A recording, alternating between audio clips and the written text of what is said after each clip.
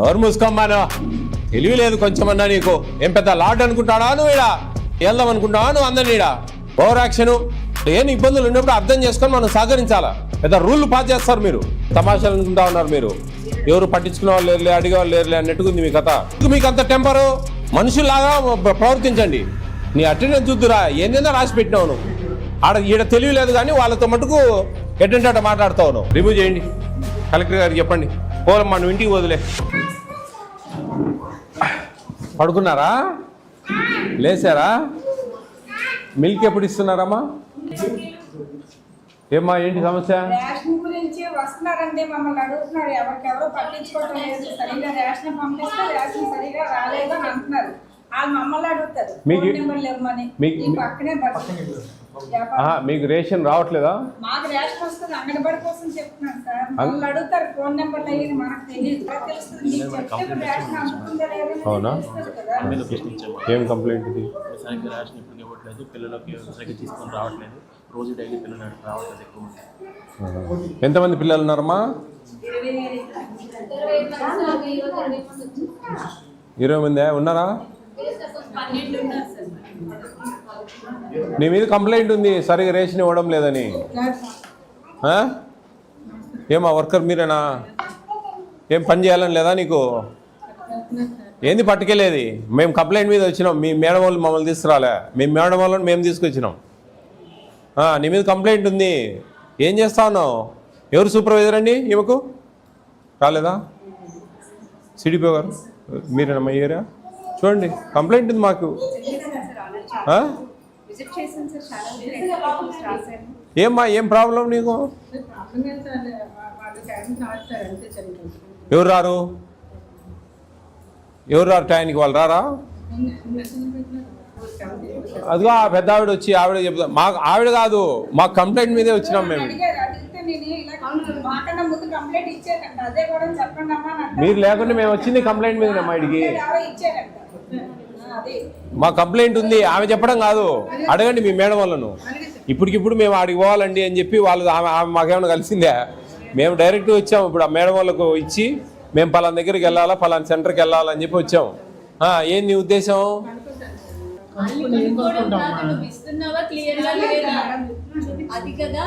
చూడండి ఆ స్టాక్ చూడండి, ఎక్స్పైర్ డేట్ చూడండి. సూపర్వైజర్ లేరమ్మా? రాలేదా? మీరేనా? ఏంది సరిగా లేదు దీని మీద. ఇప్పుడు ఇంకా పొద్దున్న నుంచి చూసినాము. మేము అన్నామా? అన్నీ బాగానే ఉన్నాయి కాబట్టి ఓకే అంటుండే. దీని మీద కంప్లైంట్ ఉంది మాకు. అట్ ద సేమ్ టైం లైవ్గా చెప్తా ఉన్నారు. మేము వచ్చినాక మీరు రెక్టిఫై చేయకూడదండి. మీరు రాకూడదు అసలు సమస్య. ఇంకా ఇంతగానము 4 ఏళ్ళ నుంచి మేము అవేర్ చేస్తూ ఉంటే ఇంకా మీరు సమస్యలు వస్తే ఎట్లా? ఈ సూపర్వైజర్ గారి నెంబర్ తీసుకో, సిడిపిఓ గారి నెంబర్ తీసుకో. వీళ్ళ నెంబర్లు తీసుకొని కొంచెం ఫాలోఅప్ చేయండి ఈ సెంటర్ను. ఒక 3 నెలలు చూస్తాను ఈ సంగతి. అమ్మా పోతావు ఇంటికి నువ్వు. ఏం తమాషాలు అనుకుంటా ఉన్నారు మీరు. ఎవరు పట్టించుకునే వాళ్ళు లేరులే, అడిగే వాళ్ళు లేరులే అన్నట్టుకుంది మీ కథ. బుక్స్ ఒకసారి రిజిస్టర్లే. ఎందుకు రారమ్మా? నువ్వు రేషన్ ఇస్తానంటే ఎందుకు రారు చెప్పు? మాకు అసలు పిలిచి ఇవ్వడం లేదని కంప్లైంట్ చేస్తా ఉంటే ఇప్పుడు వస్తే పిల్లల్ని తీసుకుపోయినారంటావు.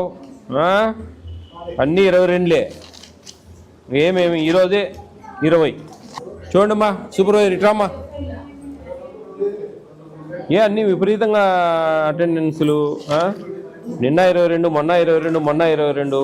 22 ఎన్ని ఆబ్సెంట్ చూడండి? 1, 2 ఆబ్సెంట్ అయితే 20 రావాలి కదా. 21 వేసింది, కింద వేసింది. కింది పైన పైది కింద 23 ఉన్నాయి కానీ 22 రాసింది. ఇవి ఇంట్రెస్ట్ లేదు. చూడండి 23 ఉంది, 22 రాస్తా ఉంది. సరే ఒకవేళ పైది కింద వేసింది అనుకుంటే పైన కూడా 22 ఉంది, కింద 22 ఉంది. అటెండెన్స్ సరిగా లేదమ్మా. టోటల్గా 25 ఉన్నారు ఇక్కడ. చూడండి 22 వేసింది, పైన 25 వేసింది. 20 వేయాలా? ఇది అంతే. 1, 2, 3, 4, 5. చూడు అటెండెన్స్ ఎట్లుందో చూడండి. రికార్డులో మీకు చూడండి. వాళ్ళు చెప్పి మేము ఇది కంప్లైంట్ మీద వచ్చాము. మీకు మేము ఇచ్చాం లొకేషన్, వాళ్ళ దగ్గర పోవాలి మేము అని. మరి మా కంప్లైంట్ ఉంది. మీరు వస్తూ ఉన్నారు, సంతకం పెడతా ఉన్నారు, పోతా ఉన్నారు. ఇవన్నీ చూడాలి కదా. ఎంతసేపు అయింది మనం వచ్చి? 5 నిమిషాలు అయింది. 5 నిమిషాలు ఎన్ని చూసినాం కదా, మీరు ఎందుకు చూడడంలే? ఇష్టం వచ్చినట్టు రాసి పెట్టింది ఆమె. ఎట్ట 22 రాసింది ఆమె. ఏంది అది నాకు అర్థం కావడంలే. అంటే ఇద్దరిది తింటా ఉందా? ఎవరు చెప్పండి అమ్మా. ప్రెగ్నెన్సీ రండి అమ్మా. వాళ్ళ చేరి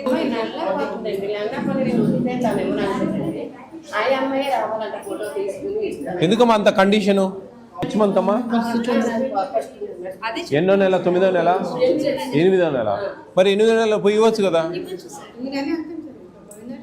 ఎవరు మూసుకోమ్మాను, తెలివి లేదు కొంచెమన్నా నీకు. ఏం పెద్ద లాడ్ అనుకుంటాడా నువ్వు? ఈడ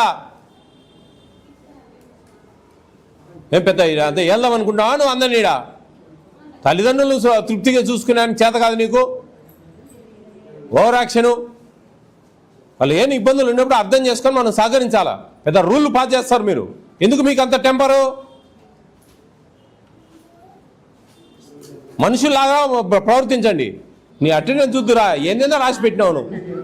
ఈడ తెలివి లేదు కానీ వాళ్ళతో మటుకు ఎట్టంటే మాట్లాడుతావు నువ్వు. పంపిస్తారమ్మా మీకు. వాళ్ళు ఇంటికి పోయి ఇవ్వండి మీరు. 8th మంత్ 9th మంత్ వాళ్ళకు ఉంది కదా మన ప్రొవిజను. ఆయమ్మని పంపించండి. అంటే ఫేస్ యాప్ ఒకటి తీసుకునేది ఉంటుందమ్మా. ఫేస్ ఫోటో తీసుకునేది ఉంటుందిలే. లేదు మీ ఇంటికి పంపిస్తాంలేండి, మీరేం భయపడొద్దండి. ఆయమ్మని పంపించండి అమ్మా. డే టైంలో ఖాళీ ఉన్నప్పుడు వంట వండినా ఖాళీనే ఉంటారు కదా, పిల్లలు పడుకునేప్పుడు ఖాళీనే ఉంటారు కదా. ఏమైనా వేరే గాడిదలు వేస్తాం మనం? లేదు కదా. మరి పంపించేదానికి ఏమి దగ్గరే ఉంటారు కదా, మ్యాక్సిమం 1 కిలోమీటర్ లోపలే. ఒక్కొక్కరు ఎప్పుడైనా అవసరానికి, వాళ్ళ అవసరాలకు మనం ఉండమమ్మా. మన గొప్పకు వాళ్ళు లేరు.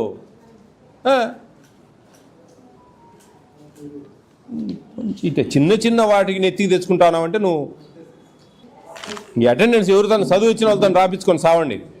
ఏందో అది అన్ని 22 25 మంది పిల్లలు ఉంటే 22 ఎట్టంటట. చూడమ్మా నువ్వు సూపర్వైజరు ఏందో అలాగే అన్నిటికీ ఇది ఒకటి నేర్చుకున్నారు. అలాగేనండి రెక్టిఫై చేస్తామండి. ఇది తప్ప ఇంకేం లేదు వేరే మాట. ఏంది రెక్టిఫై చేసేది? మేము యానో విజయవాడ నుంచి వస్తే ఇక్కడ మీరు రెక్టిఫై చేస్తారు. మీ కింద ఒక వ్యవస్థ పనిచేస్తూ ఉంది. సింపుల్గా చూస్తే అర్థమవుతా ఉంది. ఆమె ఎట్టంటే గీసి పెట్టింది.